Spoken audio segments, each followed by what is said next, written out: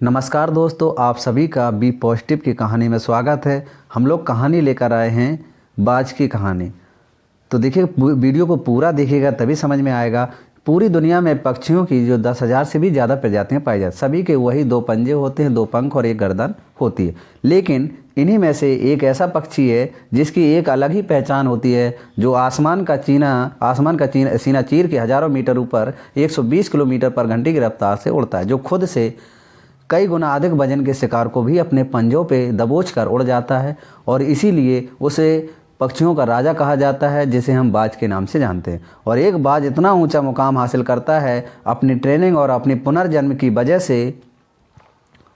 अगर आप भी इस दुनिया में एक मुकाम हासिल करना चाहते हैं तो एक बाज को बाज बनने का पूरा सफ़र आपको जानना बहुत ज़रूरी है, क्योंकि 25 से 30 की उम्र तक आने के बाद भी लोगों को रिस्क लेने से डर लगता है।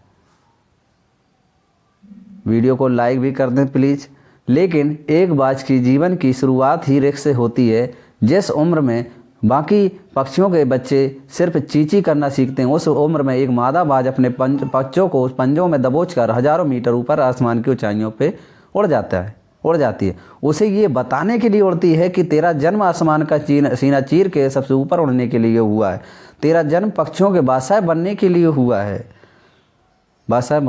हुआ है। ज़मीन से हज़ारों मीटर ऊपर ले जाकर मादा जो बाज होती है अपने बच्चे के पंजों से उसे छोड़ देती है। और यही से शुरू होती है उसकी हाई रिस्क ट्रेनिंग। जो चूजा ज़मीन की तरफ तेज़ी से गिरने लगता है, थोड़ा नीचे आता है तो उसके पंख खुलने लगते हैं और नीचे आते आते वो अपने पंख फड़फड़ाने लगता है। लेकिन वो अभी तक उड़ना नहीं सीखा है। वो ज़मीन से कुछ ही ऊपर होता है। ऐसा लगता है कि कुछ ही सेकंड में,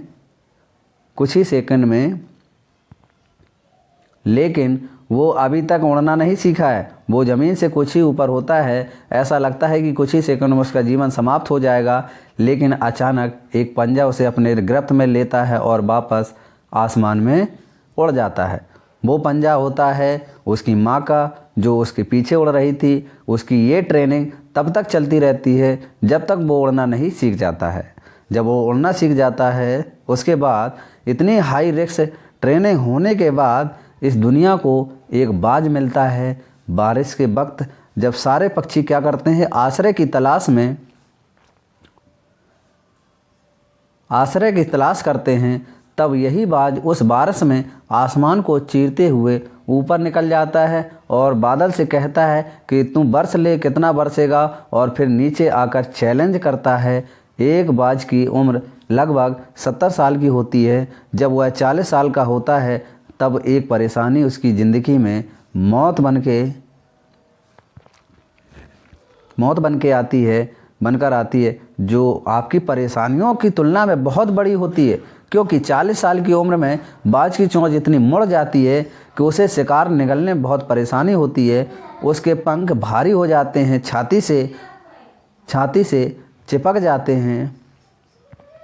चिपकने लगते हैं, जिससे उड़ना बहुत मुश्किल हो जाता है उसको। उसके पंजे लंबे और लचीले हो जाते हैं, जिससे वो शिकार को सही से नहीं पकड़ पाता है।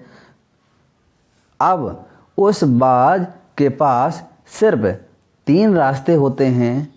पहला रास्ता है वो अपने शरीर त्याग सकता है। फिर वो दूसरा रास्ता चुन सकता है, शरीर गिद्ध की तरह छोड़े हुए भोजन पे निर्भर हो जाए, गिद्ध की तरह छोड़ देते जो भोजन। तीसरा जो होता रास्ता सबसे कठिन होता है और पीड़ादायक रास्ता, अपने आप को पुनः स्थापित कर फिर से आसमान का सीना चीर कर उड़ने का। और वो इसी रास्ते को चुनता है और अपने पास के सबसे ऊँची चोटी पे पहुँच जाता है। छोटी सी चोटी पे पहुँच जाता है, तो कहते हैं पहुँच जाता है। इसके बाद और वो अपनी उस चोटी पे चोंच मार करके अपनी चोंच को तोड़ देता है और लहूलुहान हो जाता है और इंतज़ार करता है नई चोंच आने का।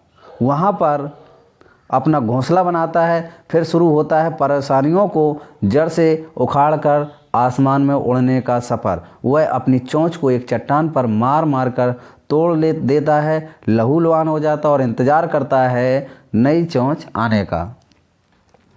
जीवन में क्या होता है कि लोग जीवन में जो होते हैं लोग, वो रास्ता चुनते हैं जैसे इसी बाज की तरह। कुछ लोग होते हैं जो पहले रास्ते को मतलब पहले रास्ते को चुन लेते हैं और परेशानियों से दब जाते हैं। और कुछ लोग होते हैं, ज़्यादातर लोग होते हैं जो दूसरे रास्ते को चुनते हैं और अपने जीवन को सरल बना के अपने लक्ष्य को छोड़ देते हैं और सरल जीवन जीने लगते हैं। कुछ ही लोग होते हैं इस बाज की तरह तीसरे लक्ष्य को अपनाते हैं और इसी तरह अपने जीवन में मुसीबतों से लड़ करके बहुत ऊंचाइयों तक जाते हैं। तो इस कहानी से क्या सीख मिलती है, कमेंट करके ज़रूर बताएं। और वीडियो कैसी लगी